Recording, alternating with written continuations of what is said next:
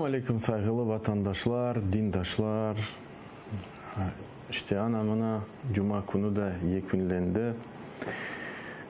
Allahu Teala yapkan ibadetlerinizi ve dualarınızı kabul eylesin. İnşallah gelecek cumalara da yetiştirsin. Saat 4:30 işte her daim gibi adet üzere sizinle beraberlikte Kırım Müslümanların Dini İdaresi'nin müftüsü Aydar İsaoğlu Rustemov dini yayını seyretesiniz. Ana telimizde, canlı efirde.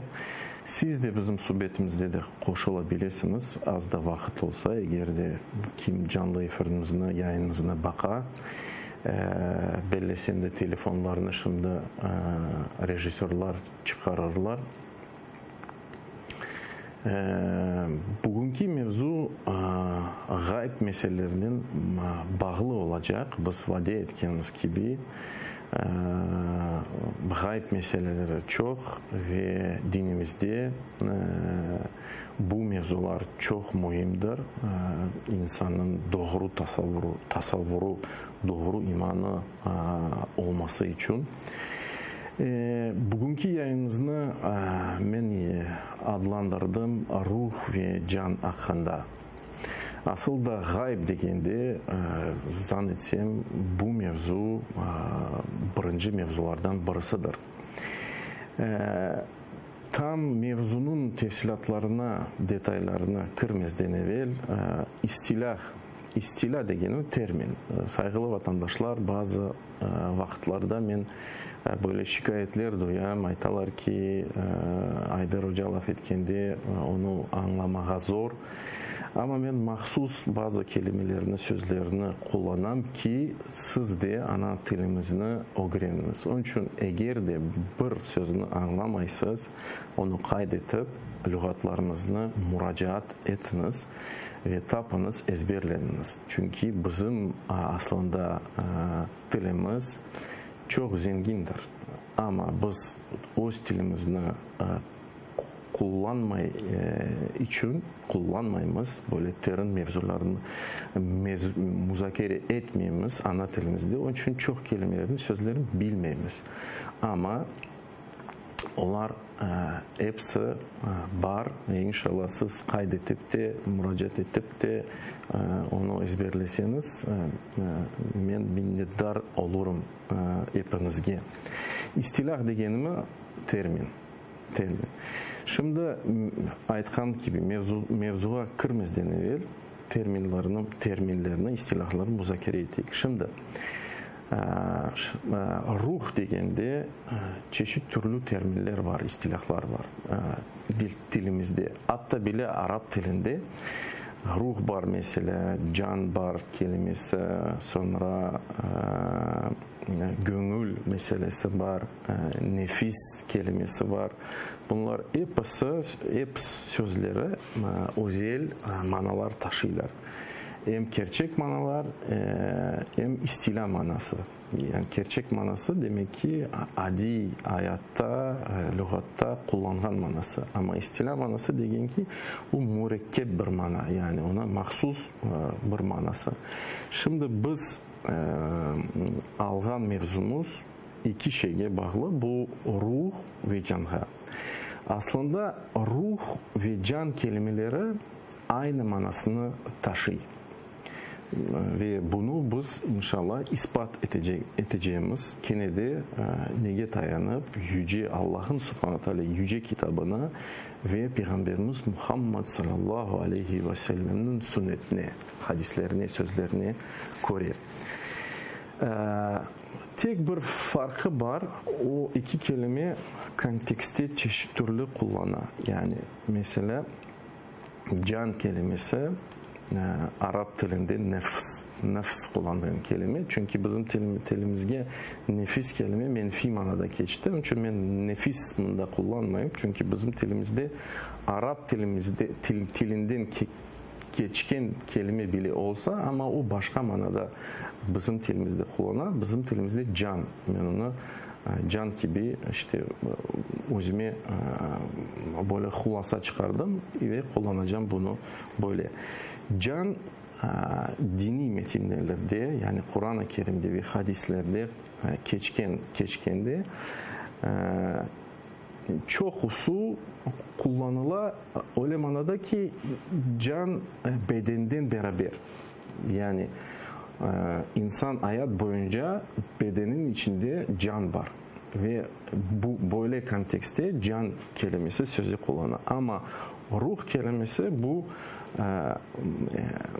çoğusu başka kontekstlerinde geçer. Bu sade ruh, yani sade bedenden ayrılı bir şey, mahluk bir şey mefhumda. Mefhum degen понятие, yani anlamda kullanılır. Şimdi bugünkü yayınımızda böyle sorulara cevap edeceğimiz. Ruh ya da can, biz dedik ki bu aynı kelimeler, aynı sözler nedir? Bu ruhun özel hususiyetleri var mı? Bu hususiyetler nedir? Ruh ve can bedenin bir parçası mı, parçası değil mi? Sonra ruh bedenden bir farkı var mı, yok mu? Ruh ve can mahluk bir şey mi? Yani Allah SWT yaratıldı ya da ezeli bir şeydir mi? Böyle sual. Bir insanda ne kadar ruh ya da can olabilir? Yani çünkü bilemiz bazı dinlerde, bazı fırkalarda böyle bir mefhum var, tasavvur var, anlam var. Sanki bir insan bedenini öyle can ala, sonra ikinci can ala ve ahire canı, ona derler reenkarnasyon. Elbette ki bu dinimizde yoktur ama bilemiz ki bazı dinlerde bu var. Bunu da müzakere inşallah edeceğiz. Ruh ve can, ruh ya da can olema beden gibi ya da olmama.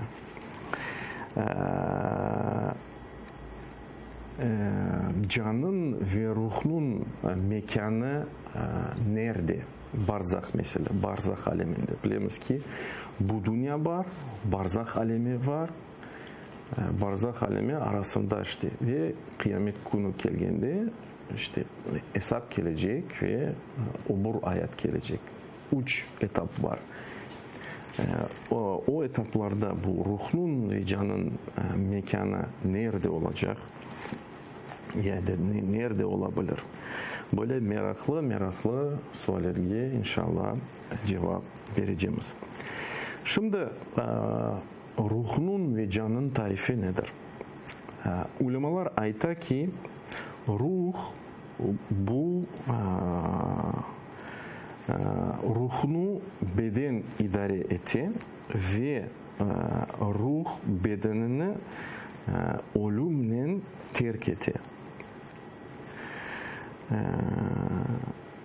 Böyle bir tarif geçiyor. Ve ruhun işte bedenin gibi çeşit türlü hususiyetleri var. Yani bedenimiz nasıl koruyor, ışıtıyor, ne bileyim hareket ediyor ve ahire. Bilemiz ki metinlerde, ayetlerde, yüce kitabın, Allah'ın yüce kitabında, hadislerde geçen hususiyetler, ruh ve can da, ruh ya da can da işte duya, hareket ete, uslana demek ki rahatlık duya ya da sefa sürmek ya da rahatlık duymak ya da uslanmak, bunlar hepsi aynı manada sözler. Bunu hepsi ruhun hususiyetleri ama ve lakin ruhun hususiyetleri elbette ki bedenin hususiyetlerinden bir farkı var. Ruhun acısı bedenin acısından farkı. Ruhun duygu olsun ne bileyim hürmet ya da aşk ya da başka bir şeyler bedenin duygulardan farklı. Ruhunun hareketi ya da yükseltilmesi ya da indirilmesi bedenin yükseltildiğinden ya da indirilmesinden farklı. Yani siz sekebilirsiniz şimdi mesela sekerirsiniz bir yarım metreye düşersiniz. Ama bilemiz ki ruhunu Allah SWT insanın canı alganda, ruhunu alganda biz geçken yayınlarda bunu müzakere ettik. Hadislerde göre yani Peygamberimiz Muhammed sallallahu aleyhi ve sellem nasıl ayttığı gibi melekler onu ala ve eğer de salih olan bir insan olsa o ruh götürülür semağa yani köklerge, sema kök aynı mana sözleri köke kadar götürülür ve kökten sonra götürülür köklerden onda derecelerini geçip sonra kene de kayda bedenge, cesetke. Ama bilemiz ki eğer de insan gayrimüslim olsa yani iman etmegen olsa gayrimüslim olsa yani kafir olsa onun işte ruhu ya da canı götürülmüyor, semadan geçmiyor. Bunlar epasını biz aslında müzakere ettik ve hatta bile geçen yayınlarda müzakere ettik nasıl insan azap çekecek. Yani insanın melek ruhunu alganda bedenden eğer insan salih olan bir insan olsa, mümin olan insan olsa o rahat çıkacak. Ama eğer insan kafir olsa sanki yine bir koparılıp bir kumaştan şerst. Şimdi aklımda da bu kelime de gelmedi. Sanki ondan böyle işte zorlanıp çıkacak insanın bedeninden. Bunlar hepsini biz müzakere ettik. Demek ki ruhunun ve canının özel hususiyetleri var ve bu hususiyetler bedenin hususiyetlerini oşamıyor. Aslında hep duygular aslında da hep insanların hissiyatları yani his etken şeyleri ruha bağlı. Beden ona tabi.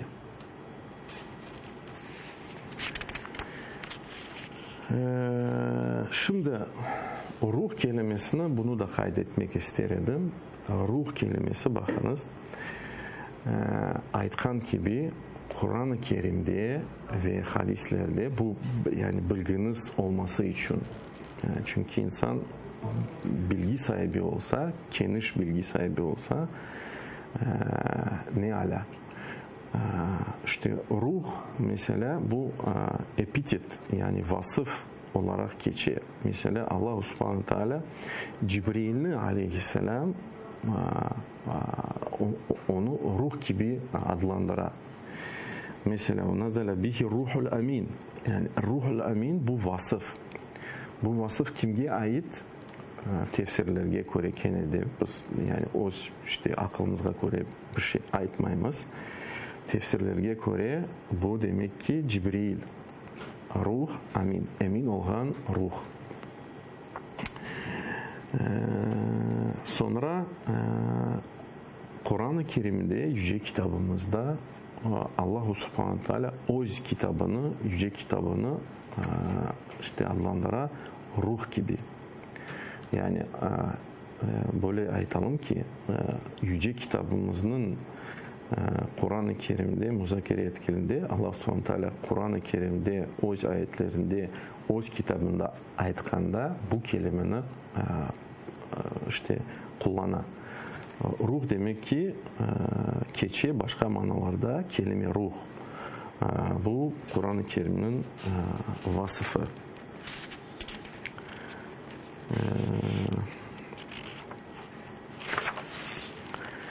Şimdi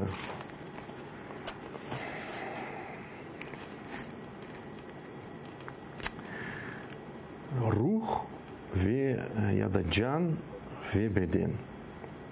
Biz ayttık ki bu ayrı bir şeyler. Bu bir şey değil, ayrı bir şeyler. Ve bu ayrı olganına Şimdi bunu aytmazdan evvel böyle de meraklı bir İbn-i Kayyim asıl onun böyle esas bir kitap var bu hakkında, Ruh kitabı. Allah rahmet eylesin. Yani bu Ruh kitabında İbn-i Kayyim ne aytar? Ruh hakkında. Ruh bu mahsus bir şeydir. Onun mahiyeti bedenden ayrı ve bu madde, onu madde gibi işte tarif etti. Bu madde nur maddesi, nurlu bir madde, hafif bir madde, hareket etken bir madde, tırı bir madde. O madde insanın bedenine, organlarına nüfuz eti ve insanın bedeninde, cesedinde tökülü, böyle mi aytmam mümkün, nasıl aka, nasıl su bir gül içinde aka ya da nasıl yağ zeytinlerde içerisinde aka ya da nasıl ateş komurdan çıka. Böyle bir meraklı teşbihler ya da kıyaslavlar getiriyor İbn-i Kayyim. Ve o sonra ayta ki ve madem bu beden ve bu organlar bu maddenin kabul etmeye kabiliyeti varsa, bu hafif olan maddenin onun beraberlik olmasına kabiliyeti varsa o beden yaşay. Ve o devam etti ve ayta ki bu madde bizzat, yani mahsus bu madde bu bedenge hususiyet bağışlay ya da beri, his etmeye, hareket etmeye, istemeye ve ahire. Eğer de bu organlar, bu İbn-i Kayyim'in rahimahullah sözleri, eğer de bu organlar ya da bu ceset işte artık bu kabiliyetini, kabiliyet demek ki возможность, пригодность, kim bilmiyor, kaybetse, yani ruhunu ya da canı kabul etmeye ve onun bir olmaya çeşit türlü sebebinden dolayı, yani mesela hastalık ya da başka bir şeyler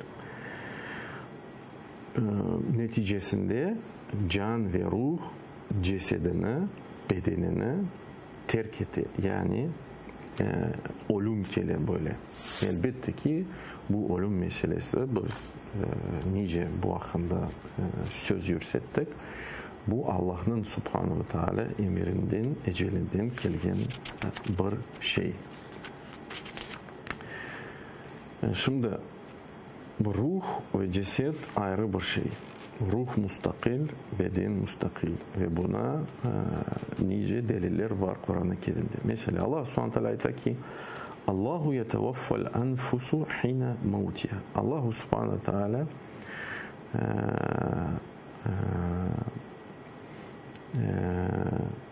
canlarının yetevaffal enfusu hina mevtiha. Zor geldi bana bunu tercüme etmeye. Allah Subhanahu ve Teala insanı ölüm gelgende vefat ettirir. وَالَّتِي لَمْ تَمُتْ فِي مَنَامِهَا. Ve bazı insanların canını yukuda ala. Onun için aytalar ki yuku bile bu küçük bir ölümdür. Yani aslında bu büyük bir delildir. Çünkü insanın yuklağında ruhu çıka. Yani bu ayetke göre. Sonra Allah subhanahu wa ta'ala devam etti ve etti ki فَيُمْسِكُ الَّتِي قَضَى عَلَيْهَا الْمَوْتِ وَيُرْسِلُ الْأُخْرَى إِلَى أَجَلٍ مُسَمَّى. Eğer de böyle can olsa, onun eceli yaklaştı, Allah subhanahu wa ta'ala onun canını tutar. Yani cibermeyi, yani o can kayıtmayı bedenini. Yani insan demek ki gerçek manada öyle. وَيُرْسِلُ الْأُخْرَى. Ama başka canını, başka ruhunu yollay, kendine kaytara bedeni. İla acelin musamma. Belli bir eceline göre. Aytkamız gibi her bir insan eceli var. İnne fî zâlike lâyâti liqavmi yetefekkürûn. Muhakkak ki bunda büyük bir alametler, işaretler var. İnsan fikir, yani tefekkür etken insanlara. Ya da başka ayeti Allah subhanahu wa ta'ala ayette ki kella izâ balagatit tarâki. Yok.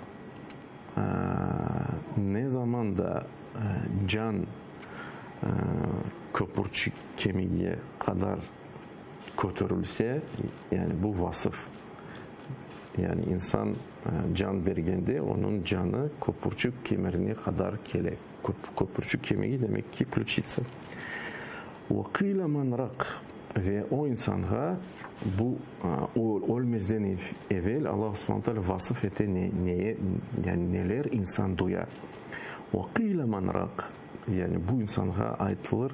Kim sana şimdi şifa edebilir? Kim sana ruhiye okuyabilir? وَظَنَّ اِنَّهُ الْفِرَاقِ.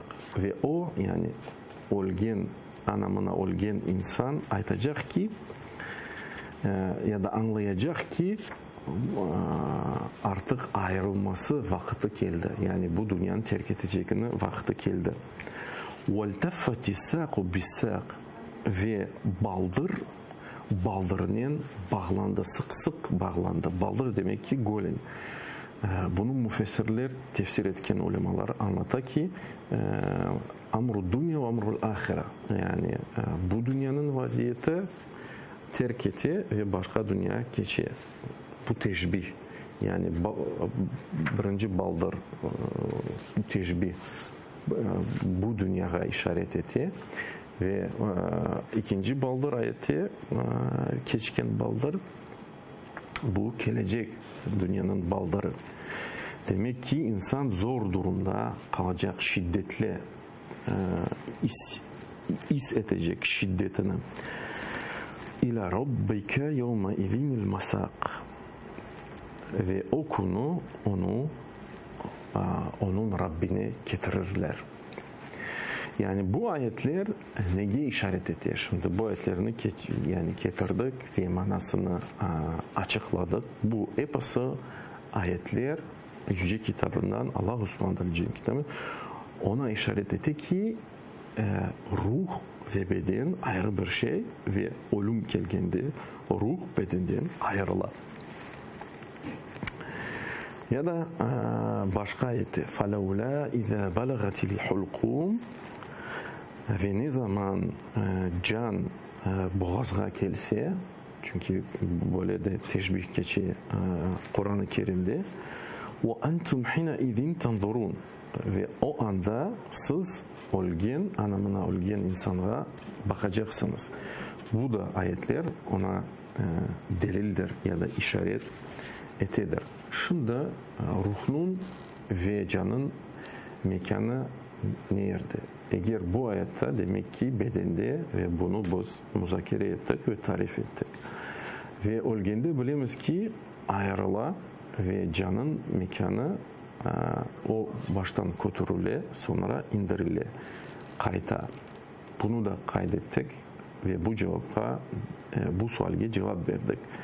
Ve ayrı hadislerde geçiyor ki şehitlerinin, yani kim Allah yolunda olgen insan, savaşta olgen insan, onun canı böyle yeşil bir kuşlarının karnında kalacak. Bu işte fazilet Allah subhanahu wa ta'ala bağışlay. Ve müminlerinin mümin olan insanların canları işte kuş ola. Buna da deliller getirdik.